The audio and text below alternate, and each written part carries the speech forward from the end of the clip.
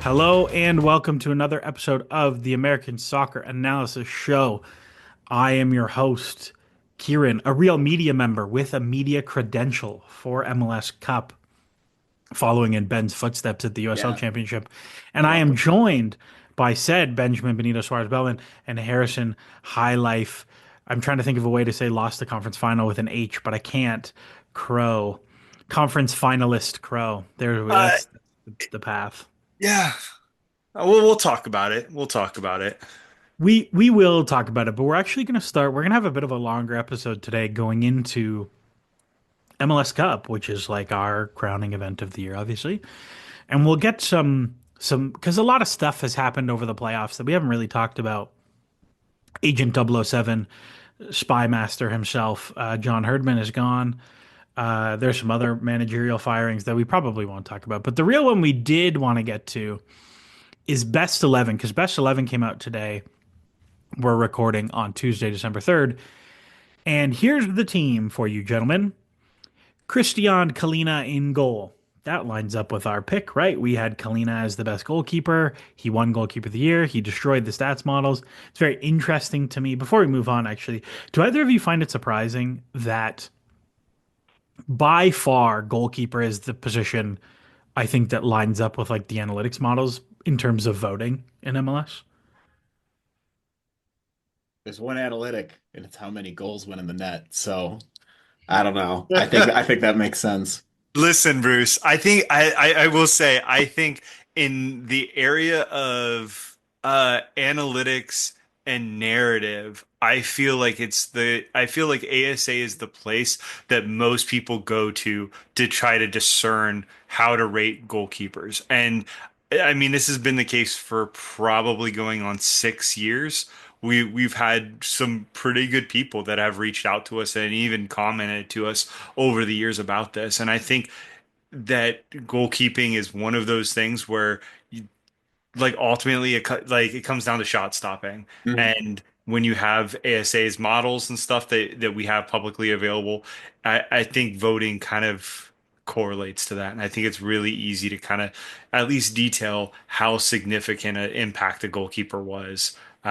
It's not like always accurate, especially when we start looking at the middle part, right? We've talked about this over the past year. There's some nuance to it, but when you're talking about like the top three, four, right? I think it was pretty clear for us when we were doing our best 11 and we were looking at goalkeeper of the year. It was very apparent who the top keepers were this year.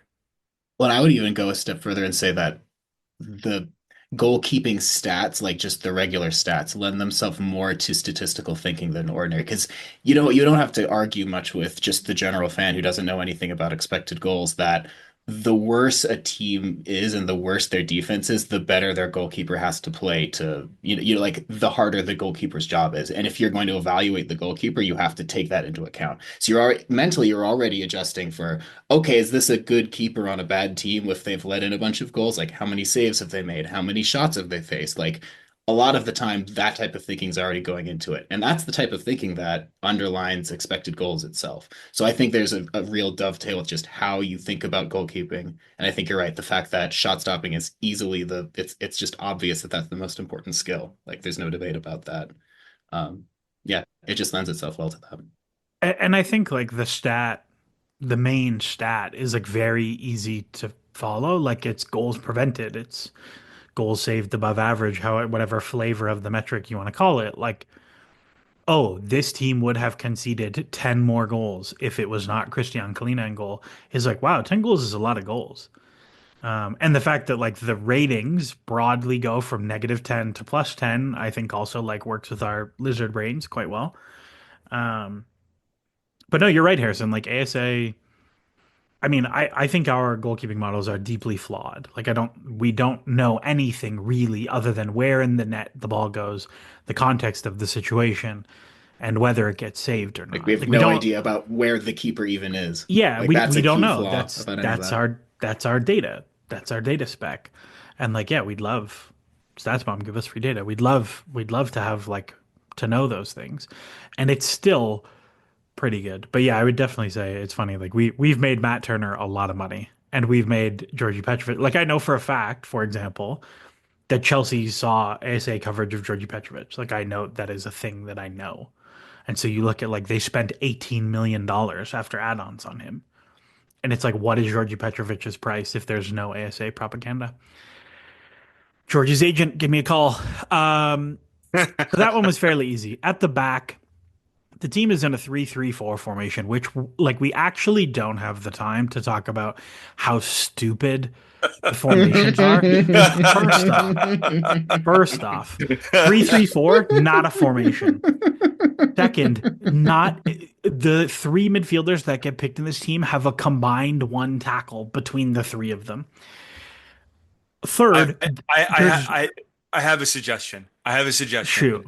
If the league votes this to be the best 11, the remaining, if ever whoever comes back next year has to face off against Liga Meki's best 11 in that formation. Yeah, and if you lose, your league gets a transfer ban.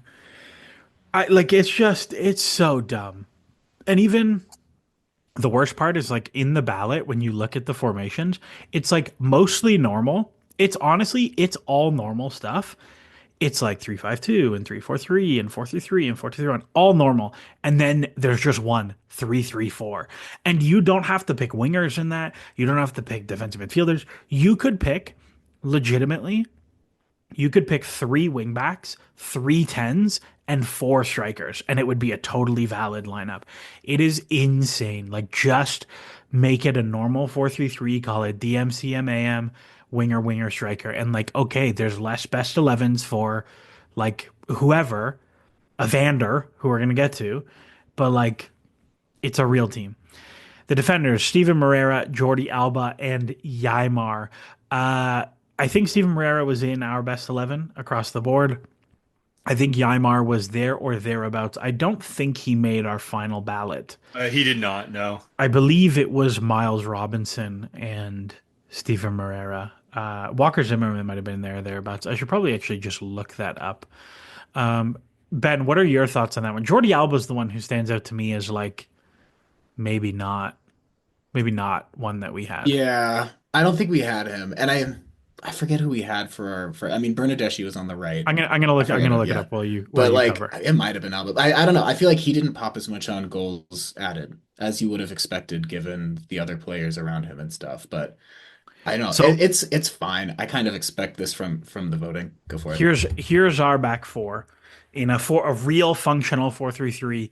Federico Bernardeschi right back, who was listed as a forward on the official ballot. Walker Zimmerman and Miles Robinson center backs. Luca Orellano at left back, who is listed as a midfielder on the formal ballot. Hmm. Which is fair considering how much he ended up playing. For sure. I think it's one of those things where like we use actual soccer positions and they use like line by line positions. So it's a little bit. I also believe the teams pick what position you are put forward in. So first, these teams are all idiots. Say your wingers are playing fullback and you'll get best 11 every time. But then again, maybe they put them as forwards to save on the contract bonuses of best 11. Sneaky, sneaky. Any like gripes about that? Like other than Alba, who is like has some messy base clout there. Like Harrison Ymar had a great year. Agree, disagree? He had a fine year. I don't know if it's quite best 11. I definitely thought that he kind of took a step back, and with where Seattle's at, kind of looking at, what they can afford going forward, I think that there's some questions as to whether or not he's going to continue to be that best 11-ish, in that picture. But no, I don't think it's crazy. I think that there's probably some better center backs over him, but no, I don't think it's crazy. There's Jeremiah Ocean from Sound at Heart tweeted like or blue skied that I refuse to say skeeted. We're not doing that. Posted that it's interesting that Yaimar got best 11 but wasn't a defender of the year finalist and that he suspected there was some Jackson Reagan vote splitting, which I think is very likely. I would say that's I think a very real thing. Here's the thing, though. I don't think either one of them were like Ymar definitely was solid. He had some pain points at certain points of the year, and towards the back end of the run, he had a great second half. Had a great second half. But Jackson Reagan just really took a step back holistically this year, and it surprises me that anyone would have voted for him for Defensive Player of the Year. Um, it's very possible. I don't think that's the case, but mm, yeah, I don't know. I can't stay. I think that that's probably a good theory. I think Jeremiah is probably on par with that theory in terms of how it splits the vote. We could talk about that with other things here coming up, but yeah, I don't know. I, I have I head scratcher moments there. I wish MLS would release the ballots. Like, don't you don't even have to say like this is who people voted for. Sure. Like, I don't think you have to put whatever reporter from Minnesota on blast for putting like Oluwaseyi in best 11 or something. Like, I don't think you have to do that. But like, I do think like who got however many votes should be public. Yeah. And they Moving do on it for the to finalists. They should do it for the other awards. They should do it for, I mean, they just need to revamp the whole 11. And I'm with I the whole yeah. NBA. Like, you need multiple 11s. It's the only right way to Well, represent your in a league.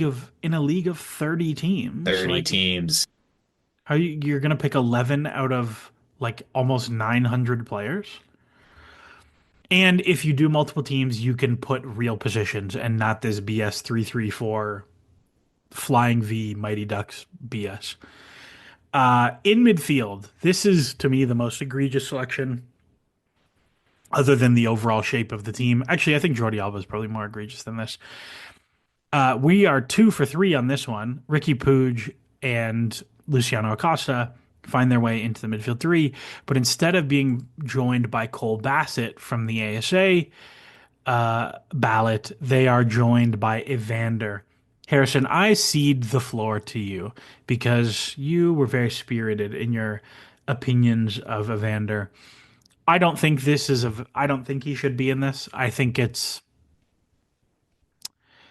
we're going to talk about MVP because he's an MVP finalist. I don't think he should be even close to an MVP finalist.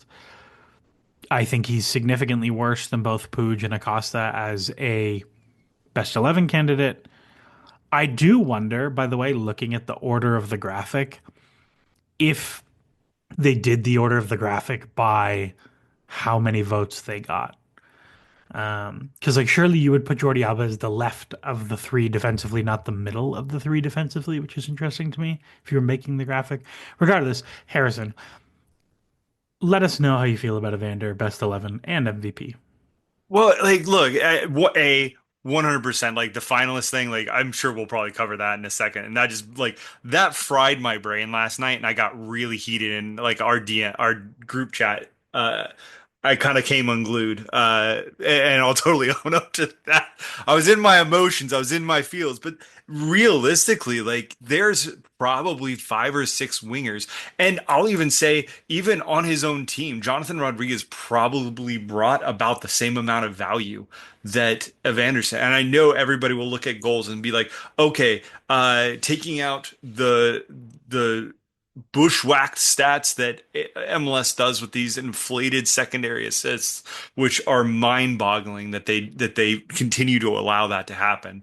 But setting that aside and just saying, okay, stats bomb FB ref says 15 goals, 15 assists. That's what it is. All right, we'll just say that he's still probably at best the third best winger, maybe in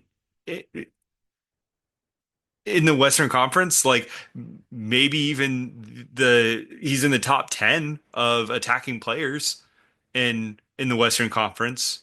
Like you even look at his points added or expected points added, which is like how many points he brings the Timbers. He's not even in the top 10 or in the top 15.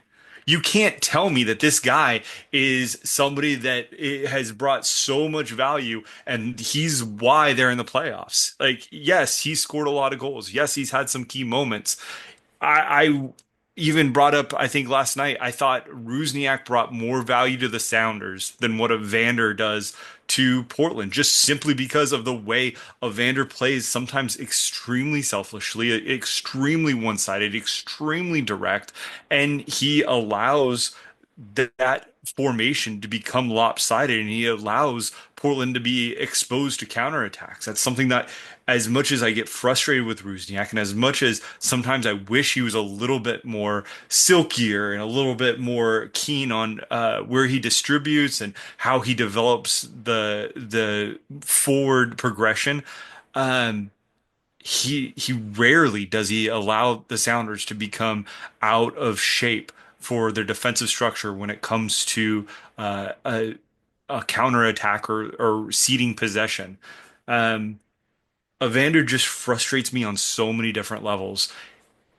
Brilliant player, and I wouldn't take that away from him. I know there would be some people that are misinterpreting this. I think he's a fantastic player. I think he has a lot of promise, assuming he stays with Portland after all the things that are being said and done. But obviously, like, he's immensely talented. He's a difference maker on the field. I just have a problem even seeing him in the top 10 of attackers in the Western Conference, let alone in an MLS best 11. Ben, I think you and I were like a little bit less down on Evander. Like 15 goals, 15 assists is real. And I don't want to give Mr. Evander too much airtime after he disrespectfully waved off Phil Neville. Duh, how could you possibly accept that? Interestingly, I'm looking at points added. Evander is fifth in points added. Just putting that out there. In X points X added, X points added, he is down. Fifth in that's what it actual. is. Oh, and that's the difference. It's like, I mean, that's where I sort of am landing on. Like, he's talented, but you look at his goals added. I think they're like 0.12 per 96 or something. It's pretty Absolute little. good. So it's good, but it's not MVP good. It's like, and it's No, all passing, and there are serious negatives in his play that's bringing what could be a lot more down from that level. So like, this is he's a talented player, but he's a flawed player, and I think that difference between points added and expected points added shows how much of it, how much, you know, how visually within the story of the game he grabbed headlines this season, but is that going to be repeatable based on what those plays actually were? Are those shots always going to come through? So we'll see on that. But he should not have been in the top five for finalist MVPs. That was ridiculous. no, MVP is like I think I the way I worded it to you guys that I think was quite good in my opinion is that like of the five MVP finalists, I would say three of them are definitely top five, but one of the top three is not there at all in Riqui Puig. And then the other two are like fringe guys that if one of them got into the top five, you're like, whatever. Yeah. Yeah. But that there's two of them in him and Suarez, I think is unusual. Moving on from midfield, I mean the front four I think is pretty genuinely the four best attackers in the league. I think in Christian Benteke, Lionel Messi, Cucho, and Denny Buanga, like I think that's like a reasonable. I think Gabriel our ballot was Denny Buanga, Cucho, and Gabriel Peck. I think Gabriel Peck can probably feel a little bit hard done by to not be in that front seven. They left him out because they gave him newcomer of the year, and so I think that was the trade-off probably. I wonder. I don't know. I don't know. I always wonder how like again the way the voting process works is you pick a formation and you pick the players, but the formation is not the most voted for formation. It's the formation that gets the highest share of vote getters on the field. So, like, if you get 100% of the votes at your position, they will play a formation that gets you on. If you get 70%, you might not get on. But if you get 70% as a defender instead of 70% as an attacker, maybe you're more likely to get in. I wonder if he had some vote splitting with Puig and with Paintsel. That's kind of where my head goes. But at the same time, like, if you say to me, did he have a better season than Benteke, Messi, Cucho, or Buanga? I'm like, I don't know, I guess. Like, a lot of those guys are pretty level in terms of performance. Like, Messi, I think, is a little bit different because he didn't play as much and we really weighted total contribution. I don't know, Harrison, where are you at with those four? I think you nailed it in terms of it was really easy to take a look and see what Messi brought, even though he didn't play a lot of games. I think that, you know, you can validate some of what Suarez did and say, okay, well, he was really good, but does he end Evander? No, no. Well, like pick one.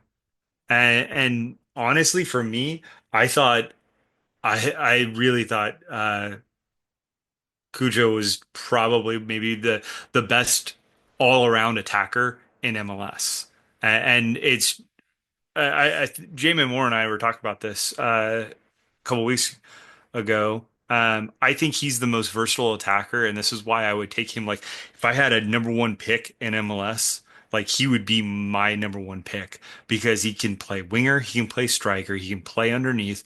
He plays everywhere and he's successful, and he's so dynamic. He's what makes Columbus as good as what they are. I legitimately think he's probably the most versatile attacker in MLS, and I have a huge crush on him. So I personally push him forward, but I think Puig's underlying numbers just are unbelievable. Ben, would you take Cucho ahead of Puig in like a league-wide draft? Ooh. He's the closest, but I'd say no. But like he really is the closest. And I agree with Harrison. It's because he's so good all around, but Puig is just so good at dribbling and so good at passing. And if you can just get players who will get in the right positions and cover up his flaws, like we've been seeing, like I think he's just too good to leave on the board. I think I would take Cucho, even though I think Puig is better, if that makes sense. That's Yeah, I it agree. makes sense. Like Yep. I think my like my optimal midfield construction would not include Riqui Puig. But that's the best 11. We are going to take a short break. You're going to hear some tunes, and we'll be right back to talk MLS Cup after this. Thanks.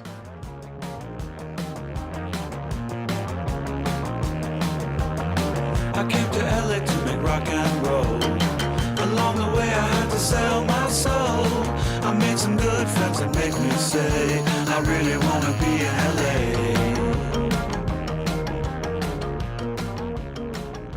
And we're back.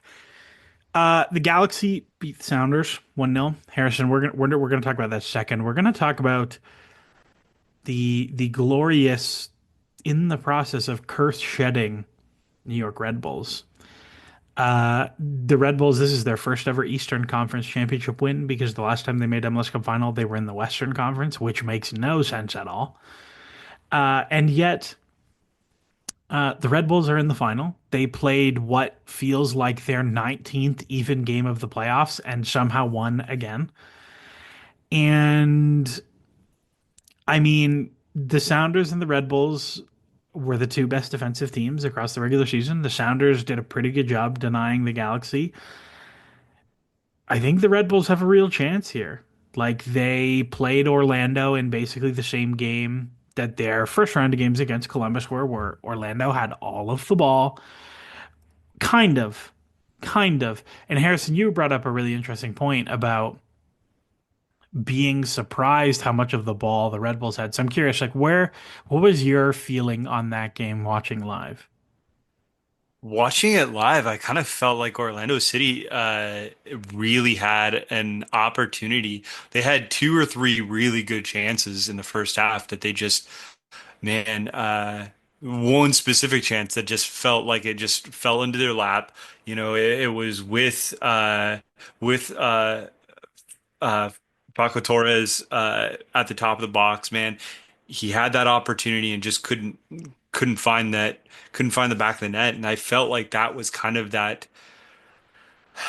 like the ghost moment for Orlando. I felt like that's the one thing that they're gonna like point back to through that this whole game, and it kind of was that resounding moment. And I'm really surprised that New York really changed up. I mean, at the end, like you see possession being 60% Orlando City and New York Red Bulls 40%, but like a third of the way through that game, you had Red Bulls with something like the reverse. I think they had 65% at like I want to say the 30th minute or something. It was crazy. It was really Hmm. outlandish. Hmm. So I mean, they got Reyes scores his goal at the to start the second half, and they just basically were, all right, we got this game. Bye. And they just Yeah. kicked it to Orlando and allowed Orlando to just squabble after that. And yeah, it was impressive. It was impressive that they killed off the game the way that they did. Yeah, I agree. And I think like it was like around the 25th minute maybe when I messaged the chat and I'm like, I think Orlando's trying to out Red Bull the Red Bulls. And then Yeah. Kieran popped in, and it might work. And like we didn't know how it was gonna go. It got weird. And then once Reyes, got his set piece chance in, then it was just like you said, you look at the game flow and it's just all Orlando on the game flow at that point. Red Bulls are just happy, like, do whatever you need to do.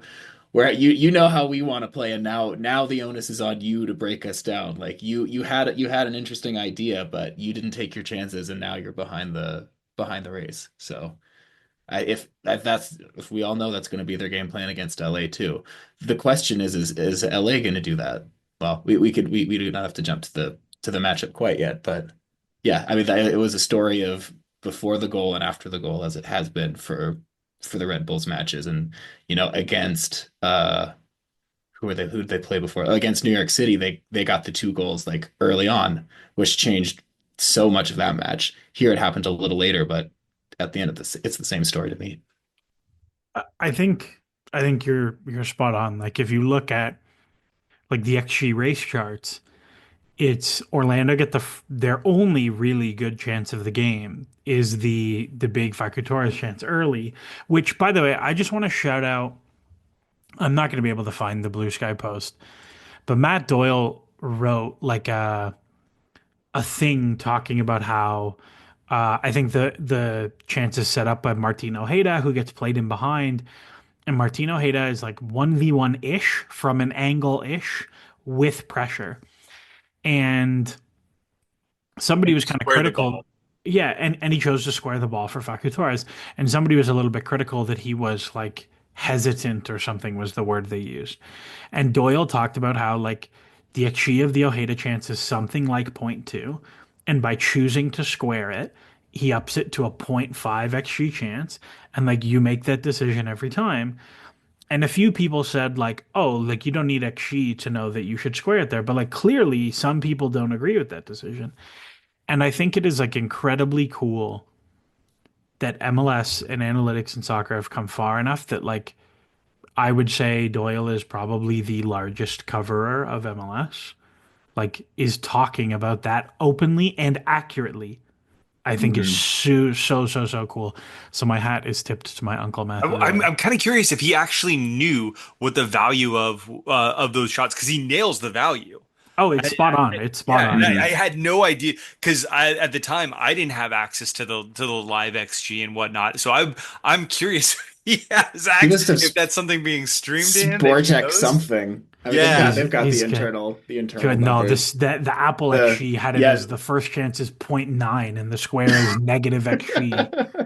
Yeah, so That this is the stupid, that cutting the stupid cutting model. edge winning probabilities that we really need to see. Yeah.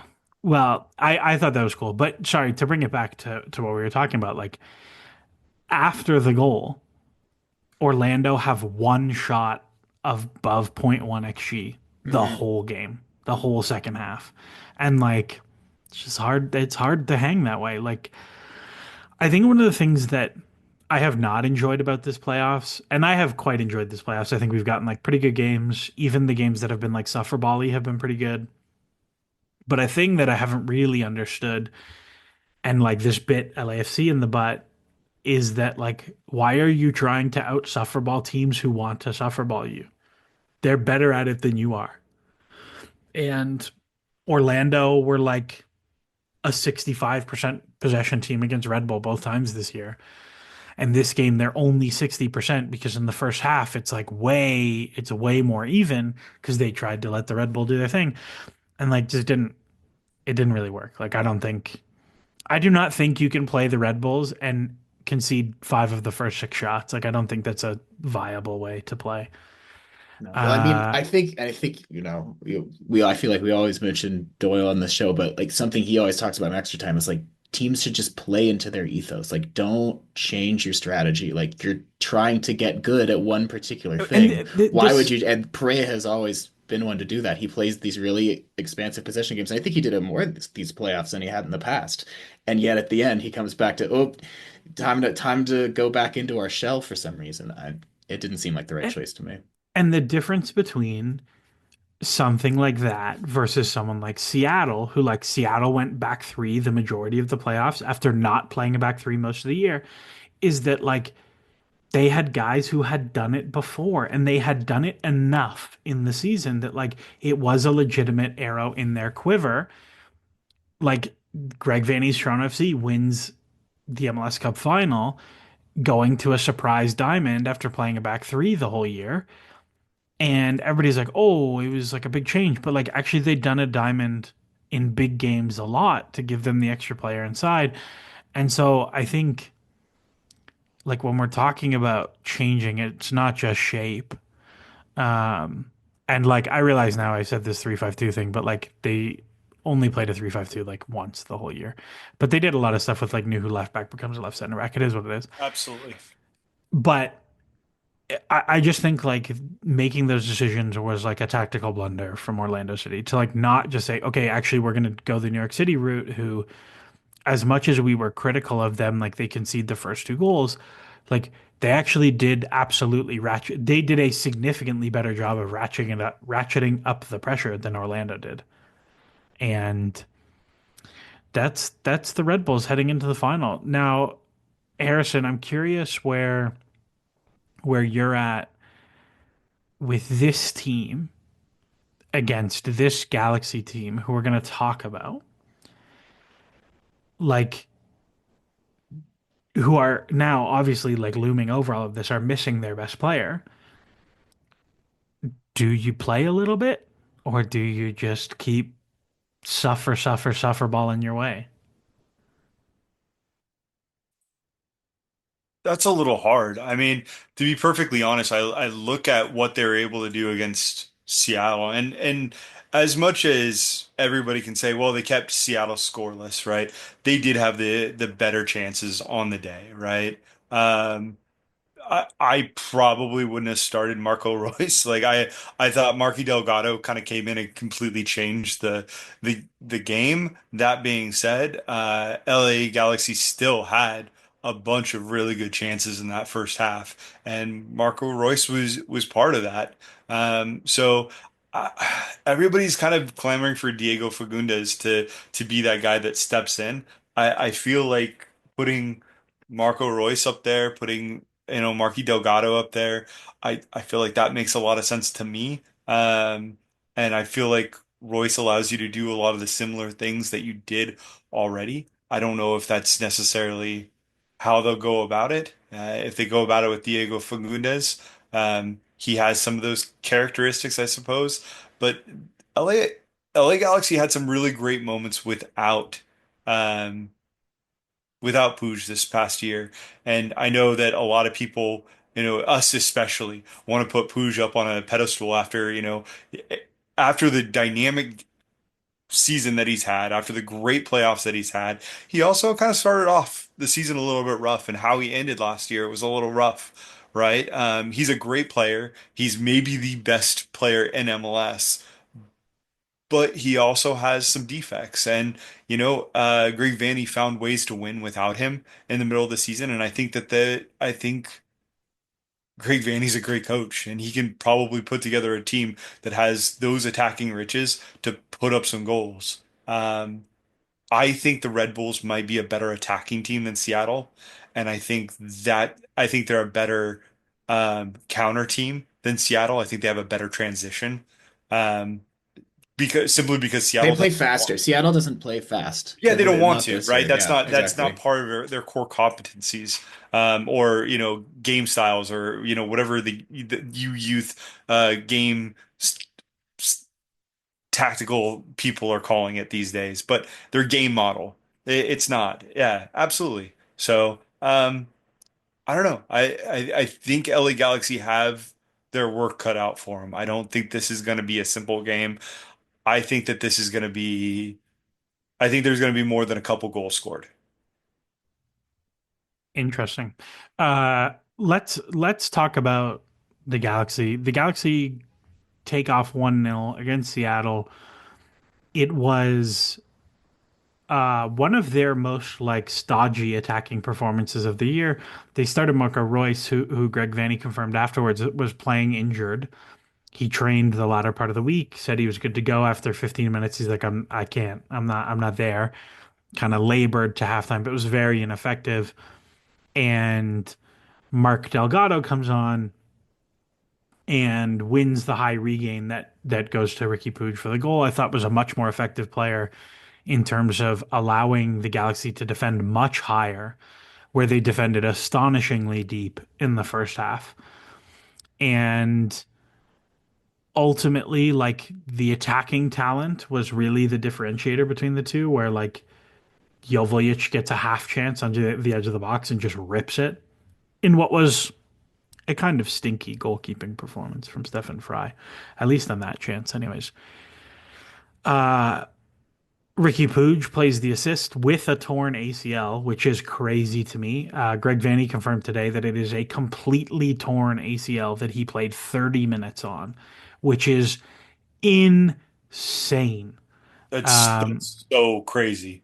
I don't know if I've told this story on the pod before, just to you guys, but when I was playing at the national championship in college, we played a team from New Brunswick, and their captain was this like massive English center back. And at the start of extra time, he went up for a header, landed awkwardly, and tore his ACL and his MCL. And it's like -5 degrees Celsius, like it's cold and it's snowing and it's horrible. And he goes over to the sideline and they tape his knee up and he finishes the game. He takes a penalty in the shootout, scores his penalty, and then sits down at halftime or at halfway after he takes his penalty and does not move. He's like, if there's a second one, it's over. Like I cannot. And he played about half an hour with a torn ACL MCL, but it was like clear, like the guy could not move. And after the game, I saw him in the hotel and I was like, I was like, are you like, what's the deal? Like, is it torn? And he's like, oh yeah. He goes, I can't walk. And like my hamstring's probably toast too, because your hamstrings, when you tear your ACL, it's called hamstring guarding. Your hamstring does the job of your ACL. And what is particularly interesting to me is there is like a physio test you do. It's called the Lockman test. And if you go back and watch the clip when he gets treatment from the Roldan brother on the sideline, Roldan does the Caesar. Lockman test. Cesar Roldan does the Lockman test to see. So they knew he had a torn ACL. And we're like, you're not going to play after this anyways. What's the point of taking you off? So kudos to Riqui Puig because like that is ballsy. What a warrior, man. Jeez. That's insane. I have no real soccer takeaways from this game. Like I Seattle I want to existed. go back to I want to go I don't think anyone else has acknowledged the fact that LA Galaxy knew he tore that. Like him coming off the field crying, like I thought was a cool moment. Like he had that hug and everything with Greg Vanney and everything. Yeah. And you could tell he was like that there was something going on. And you just you chalk it up to emotion and stuff. Holy shit. Like the idea that they knew it and they allowed him to gut it out. And it That's won them the game.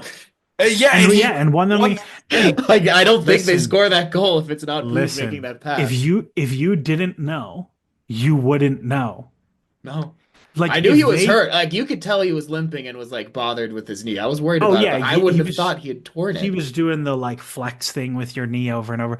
But like if Vanny had played coy if they had not announced it, right? Like they had done an LA Clippers and been like, "Oh, he's day to day like Kawhi Leonard." And they had not said anything. Would any of us be sitting here like, "Oh, I don't know if he's going to play the final." Nobody was like, "Oh, he's that injured."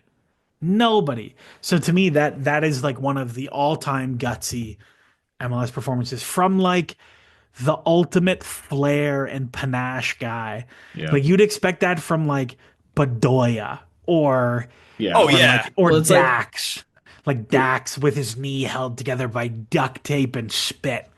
And it's like, no, it's well, Ricky Puig. When we were talking about Evander, I was thinking of him as like he's a luxury player. Like he wasn't really key to anything the Timbers did. Like he's just skill, flair. He's a game breaker when you want to break the No, game Evander every so tears his often. ACL. That guy's No way.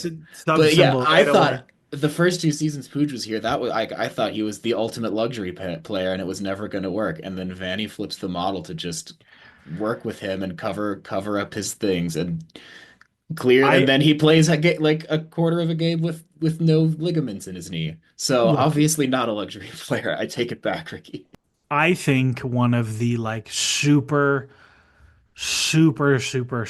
underrated things about Greg Vanney is that like he has been able to construct like competent, if unspectacular, defensive ideas with like legitimately the laziest defensive talent. No, not good. Like Getting like absolutely Giovinco, getting my God. by yeah, Georgie. like TFC. So like the Galaxy are the 10th worst defense in the league by XGA, but they're by far the most productive XG4. So like it comes out in the wash. And like his Toronto FC team with Giovinco and Altidore, not just Giovinco and Altidore that you always had to play two up front, and a like kind of washed physically Michael Bradley, like the guy has like is pretty good at getting stars to buy in. I will say. I think that's like a legitimate strength of his. Nonetheless, let's shift to the final. Obviously, there's no Riqui Puig, who is not the MVP somehow. Ben, how would you? Is it just you start Marky Delgado and Marco Royce? Is it you go the full destroyer midfield and go Cerrillo, uh, Cerrillo, Delgado, Brugman? How would you approach this game? Ugh, this is a really tough question because I think whichever way like, whatever you choose, you have to go all in on it. So I don't hate the idea of going destroyer midfield, but it kind of violates what I said earlier of you shouldn't depart too much from what got you there. I wouldn't. I haven't looked back at the games where they didn't play with Puig, and I'm curious what those possession figures were like. Like, what was their game? Were they as possession based? Like, do they have someone who's as ball dominant as Ricky is when Ricky's not on the field? Is that Fagundes? Because that was never really Fagundes's game, even when he wasn't like the super sub. Like I don't know if you like Royce was probably going to be the closest one for one swap you can do, and I think he's got a knock. Like I think that's why they pulled him early from the Correct. game. So I would not trust him for a start. I would use him for a sub.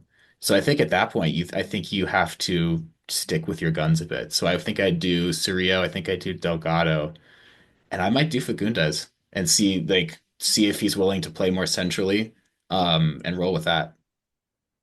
So Ricky Puig had like a pretty massively positive XG on off. Their XG differential was like half an expected goal better when he played than when he didn't. And it's only 690s that he didn't play. I'm trying to actually track down like exactly what games those are. So Harrison, I'm gonna flip it to you. Um, I do think that's like a legitimate question if like Royce can't go. Kim McCauley has the thing that like if you have a player who is a fitness doubt, you should start them because if they have to come off, you only have to sub them once. And I think with Royce, like that's probably the direction I would go is that I would start him and like you play him until he can't go. And if he can get to halftime, great. And if he's fine, then amazing. But Yeah, then like I if didn't know he's that about Royce. I actually had no idea that he was injured or that he seemed to be uh you know yeah, not up to fitness. I don't know if he's a doubt for the final, but Vanny did say that was why he came off in the conference final. So Harrison, what's your thing that you're looking for with the Galaxy side of this of like, oh, they're going to be fine today, or like you're going to be a little bit worried after the first 15 minutes of the game? First 15 minutes is going to be transition.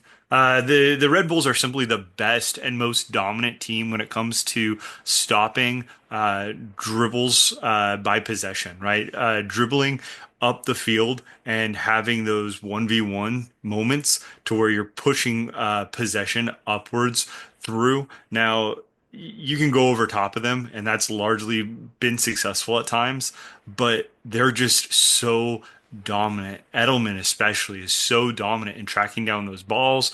That entire defense is so coordinated and structured to eliminate those quick dribbles in transition. They really cut off those things and make you force those passes up the field. I think that part of that is that they're very they're very strong aerially from a defensive perspective, and so getting somebody to make some passes in to where you have that back line with either Sean Nealis or Andres Reyes that are able to just basically head those balls away and to try to push either push those transitionary balls back into the midfield or even allow that attack to have to reset. I think that's kind of how they're going to be going about it. So if LA's not able to get those balls and push that back line and not able to get that transitionary attack going, that's going to set off some alarm bells for me because LA's terrible in transition backwards, like defensive transition. This is they are a slow defense. They are a slow defense. We watched this last week with Yamane, like just having trouble with keeping up Oh, with Georgie. the Like the Yamane Georgie like duel. I think at one point in the Discord I said that Georgie had Yamane on a bichotan, the like charcoal grill, the Japanese you had the charcoal best grill. like okay, you sent that and that like had me rolling for a couple minutes. Like I was actually laughing at on my sofa at that. It just yeah, he got a washing machine for sure on a couple of different occasions and I it, think I yeah. think in general though, I was actually a little bit impressed with the Galaxy's transition defending against Seattle because Seattle are a legitimately quite good transition team. They And can be. they can be, and they're certainly looking to play that way. And I don't think, other than there were like two Georgie ones that like didn't end up turning into anything. There was like a nasty free kick on the edge of the box. Hmm. And there was like the nice Pedro de la Vega moment where he slips Obed and Obed has like a nasty touch that ends up in a shot that gets blocked. Aside from that, I thought they actually defended transitions very well against the team who was only looking to transition. I have Now, I before you go on, you say now and park it for just a second. Keep that thought. I'm parked. But I want to know how worried were you with how much trash you levied on De La Vega with that moment where they Not at went all. where he pulled, dude, like come on, It like was even an I like listen, sat up and was like, oh, am listen. I wrong? Oh, am I Put it this wrong way. for a moment? Put it this way. He has this lovely dribble and pass, and it still requires Obed to absolutely undress the center back with like a ridiculous croqueta touch, and the shot still gets blocked. Like it's really not that great a moment. It's a pretty moment. I actually thought De La Vega was okay. I thought he did his job very admirably in that match. I thought he defended very well. I thought he was semi-dangerous in transition. Like I You liked him better withhold. than I did, I think, on the day. But I'm sorry. Go ahead and continue on to your thought. You were So saying. so my now but is that like the Red Bulls transition functionally is very different from Seattle's. Seattle's is very much like wide transitions to play Morris in behind, and Morris is the only depth threatener. Whereas for the Red Bulls, both Morgan and Vanzier can pop off the front and threaten depth. Forsberg can knit things between lines and run into the box. I thought Forsberg looked ultra cooked against Orlando physically. He looked dead against Orlando. That's my thing that I'm looking for the most is first 20 minutes of the game. How many times do Van Zier and Morgan get in behind? And how many touches does Forsberg get? Like in behind the midfield, but in front of the back line. I used to work Yeah. with a coach, this guy, Giannis Salicides, who won Coach of the Year in League One this year. And he used to have this metric called play ups. And it was you get the ball facing forward in front of or behind the back line. So like pass all the midfielders either in front of or behind the back line. That was his like self-tracked metric. I will be very curious to see how many play-ups the Red Bulls get because I think if they can get behind Cerrillo or around Cerrillo with 3v and if you can ISO that middle triangle of Van Zier, Forsberg, and Lewis Morgan, like I think there's real danger there. And on the flip side, like I think the thing that stood out the most in terms of takeaways from the Seattle Galaxy game, Ben, I wonder how you feel about this, given that like Colorado also went to a back three in their do or die moment. Is like I actually thought Seattle did an excellent job of nullifying Peck and Paintsill, who like I thought it was one of Paintsill's worst games of the season. He basically did nothing the whole game. Hmm. Yeah, no, I would agree with that. I think the shouting my shout about the second Colorado match being a little underrated and how much more effective they were, granted on the road at altitude, how much more effective they were at limiting the Galaxy's effectiveness with the possession. They certainly didn't have the ball. They still gave the Galaxy all of the ball, but it was back and forth all night and until like the 80th, Paintsell broke the game open with one of his runs and like looping shots, and he got another one of those against Minnesota. I agree with you. I don't think he was present at all against Seattle. But like that game going to the back three was much more effective. The Red Bulls have been rolling with this back three for a while now and are going to be very effective at that. Like they have been playing this type of style against this type of style that the Galaxy are more acquainted with. Again, I don't know how much they're going to lean into it this time now that their main talisman is not going to be able to play. So it's going to be interesting. The thing I'm going to be looking forward to the most, though, I think Harrison, you're right, is it's going to be looking at the transition moments. Are they going to be able to score? And they have to do it soon. Like that's my key for the victory for the Red Bulls is they will want to score within the first 25 minutes. And if they can, they're gonna like their chances and they might get another sort of on the break again. Like they want the game to look exactly like it looked against New York City. That's what they're hoping for. And I think it could happen, but it's going to be key, like you're saying, Kieran. It's going to be key on the front three being able to combine, being able to overload up the middle and sort of expose when they're too far up. That's going to be when the Red Bulls are going to want to pounce. Uh so I kind of looked into this Puig missing moments. Four starts that he didn't play. He played 28 90s, so there's two 90s of subbed off minutes, but four games he did not play at all. A home win versus SKC 4-2, 3.2 to 2.6 XG. A 2-0 home win against NYCFC, 1.7 to zero point 0.8. A 1-0 away win over RSL, 0.8 to 1.0. And a 2-1 away loss to St. Louis, zero point 0.7 to zero point 0.7. That's two Oh, okay games at home, two not great games away. This game is at home, Was the RSL game away or home?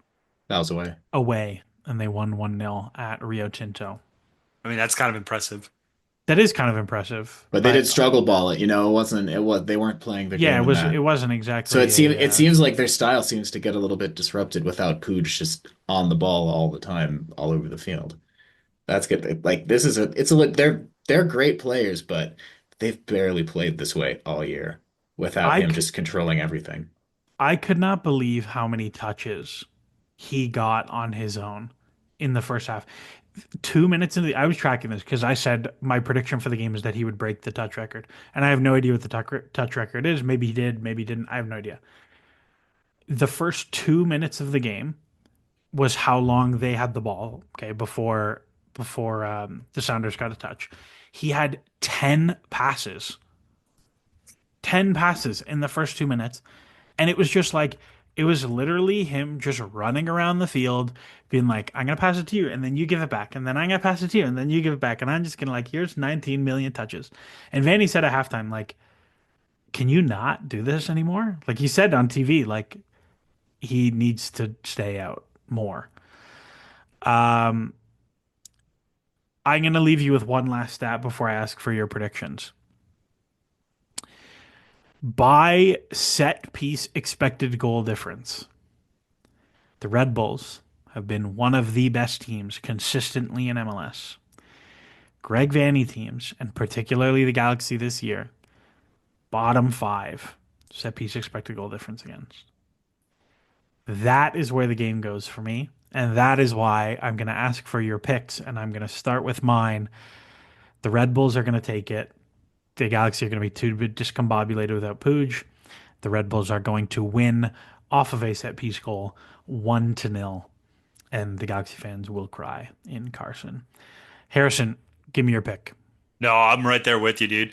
This is one of the things, the set piece things was one of the reasons why I felt like they had a head up on Orlando, even though that they were going to be playing in Orlando. Feel the same way about LA, man.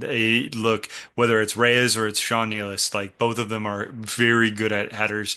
I'm with you. I think that set pieces are in their favor. I'm going with Red Bulls.